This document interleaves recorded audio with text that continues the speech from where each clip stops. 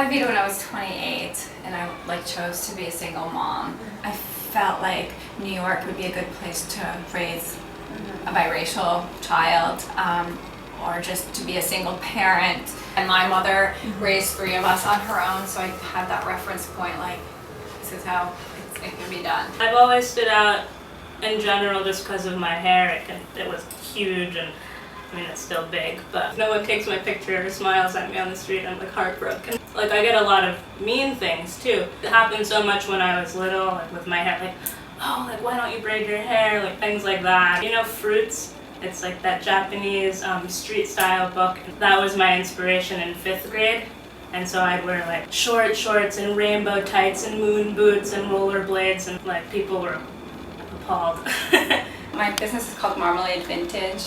It's a vintage clothing shop that I've had for like 11 years. I've been shopping thrift since I was 14. I was always around fabrics because of my mom. She started a business making costumes and clothing for Renaissance fairs. She would sit there at her sewing machine and she had other ladies sewing, and she created this business from nothing, so that was kind of like a model for me. I get a lot of joy out of like purchasing and collecting and curating the things that are in my store, but it's fine for me to find homes for all of that stuff. Like, I don't need to keep everything. I'm the one who always wants to keep stuff. I never get to keep enough stuff out of the store. That's true. She's like, oh, you can just wear it for a week, or you can wear it to the first day of school. I'm like, no, I want to keep it.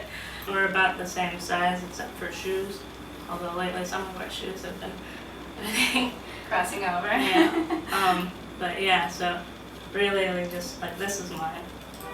Got that in France. This is mine.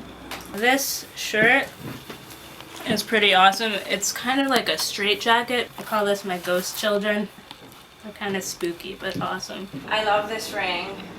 That's from an estate sale. I think it's from the same lady that this top is from, actually. I'm wearing this inside out. It's a camouflage thing. This is from my mom's room. This and this are like these 2 plastic rings, and they're from like one of those little bling sets that you get at the 99-cent store, like the little party sets. I just found this jumpsuit this weekend at the garage. I was buying stuff for the store, but I had to keep this for a little while. They poked the glass out of them. I got these from the back of the store.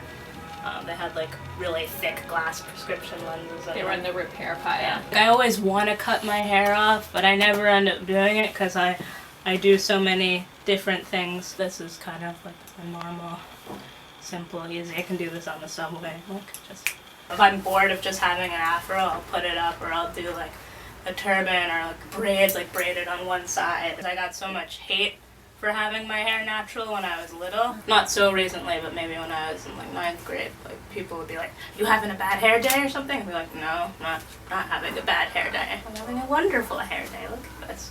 I studied modern dance from the time I was like 12 to 18, and then I came to New York and realized that it was so competitive, and I was taking classes at the Martha Graham School, but there was like so many good dancers, and it kind of scared me a little bit, so I kind of gave that up. But I dance Argentine tango today. Actually, I've been doing that for 5 years. It's very close, but it's also very formal and elegant. It kind of gives you like, it's like a little mini version of like life, of like being in relationships, because you really need to be able to stand on your own. You need to have your own balance. You need to have your own integrity. You need to be who you are. But then you need to like listen to the other person, and your leader also needs to listen to you. I love to watch her dance, but I never got into it. When Mom was into flamenco when I was younger, like I got into that, and I would sing all the songs to that, even though I don't actually speak Spanish. Going to Steiner, that school, like their philosophy is to specifically make you a well-rounded individual, so you'll be learning how to knit from first grade and play the recorder, and everyone has to play an instrument, and everyone has to learn a language.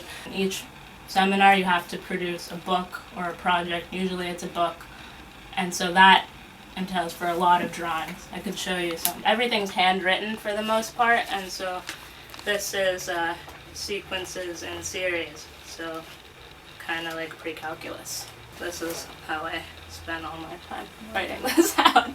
I feel like I got lucky. Vita's a remarkable soul, for sure.